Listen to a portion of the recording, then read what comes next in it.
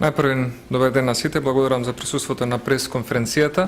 По повод денешната пресконференција на господинот Црвенковски, председател на Социјалдемократскиот сојуз, најпрвен би сакале да го искажеме нашето зачудување што после отсуство од јавноста од неколку месеци се реши да се одважи и да излезе со јавна изјава на тема за која што најмалку е подготвен — економија и буџет. Ребалансот на буџетот како тема оваа година ќе биде дел, како и претходно, од собраниските дебати. Ребалансот се прави поради влошување на економската состојба во европските економии, како носечки економии со кои што е поврзано и македонското стопанство. Ваквите ребаланси се прават во скоро сите европски земји и тоа во сличен временски интервал. Тоа што господинот Црвенковски и неговите економски советници не го знаат овој податок или можеби намерно го сокриваат од јавноста, тоа е нивна проблематика. Со ребалансот на буџетот ќе се внимава да се остави простор за реализација на неголемиот дел од проектите што ги имаме ветено во изборната програма. Нашата цел е тоа што сме го ветиле и рекле да го оствариме како проект на дело. Кога Социјалдемократскиот сојуз беше на власт, се правеа ребаланси, но тие тогаш како влада не се соочуваа со никакви проблеми затоа што нема големи проекти во нивните програми, а нема големи проекти затоа што нема сериозни политички програми со кои што настапуваа на избори. Во Европската унија во овие месеци тешка е ситуацијата со должничката криза. Затоа, како што прават државите од Европската унија ребаланси на нивните буџети, така и во Република Македонија ќе имаме дискусија во собранието за ребаланс на македонскиот буџет. Многу од нашите економски показатели зависат од состојбите во економиите на Европската унија. Дури и во вакви услови, сепак, Република Македонија има шести највисок раст во Европа за минатата година, а според Меѓународниот монетарен фонд, Република Македонија годинава се очекува да има највисок раст на бруто домашниот производ во регионот. Ребалансот на македонскиот буџет не е лесна задача, но во услови на европска економска криза ово е потребен и одговорен чекор. Тоа што е иронично е што најнеодговорниот политичар во Република Македонија, господинот Црвенковски, зборува за економска одговорност. А токму во негово време кога што цветаше европската економија и сите европски земји има невиден економски раст, во Република Македонија со Црвенковски на чело имавме нови 220.000 невработени, имавме затворени над 600 фабрики и фирми и имавме стагнација на македонската економија. Сега додека сите европски земји со нивните ребаланси на буџети донесува одлуки за зголемување на даноците и придонесите намалување на платите и пензиите и социјалните трансфери, ние тоа нема да го направиме и покрај тоа што Социјалдемократскиот сојуз заговара и континуирано го предлага истото.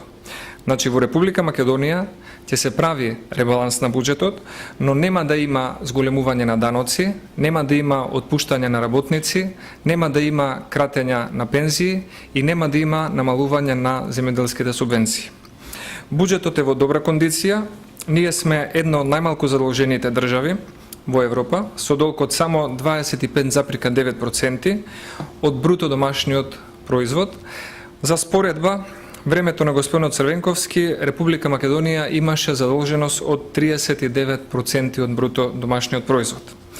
Јас верувам дека министерот за финансии ќе биде на нивото на задачата за време на дискусиите во собранието за ребалансот на буџетот. И секако би сакал да го потсетам господинот Црвенковски дека накрај граѓаните се оние кои што ќе одлучат кој говори вистината и кој ги превзема вистинските економски чекори во време на европска економска криза. Најдобро би било, според ВМРО-ДПМН, ако Црвенковски се чувствува спремен за таа проблематика, да излезе и да прифати дуел со министерот Ставревски во време и телевизија на која не му одговара да дискутираат за буџет и за економија. Во однос на новиот бран, кој што во ВМРО-ДПМН цениме дека е позитивен проект и наидува на поддршка и кај членството и кај поширокото граѓанство, гледаме дека е видлива загриженоста на господинот Бранко Црвенковски. Веројатно затоа што си го поставува и пред себе прашањето за недостатокот од бран и кадровски реформи и освежување во самиот Социјалдемократски сојуз.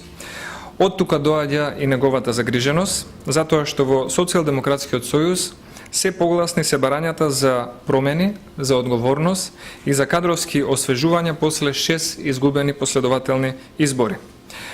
Господинот Црвенковски, одговорноста за државата сигурно знае дека се гледа и се добива на избори. На избори господинот Црвенковски 6 пати ја изгуби довербата на граѓаните.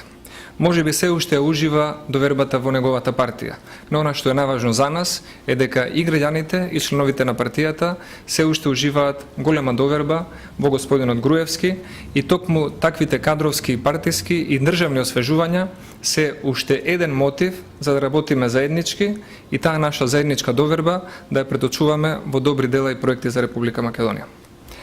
Благодарам, повелете доколку имате било кои прашања. Како партија ќе ги поддржите измените во ребалансот на буџетот во предвидените ставки? Дали како партија ќе предложите одредени ставки за да се коригираат во однос на капиталните инвестиции, затоа што со предвидениот ребаланс најмногу се крати на капиталните инвестиции?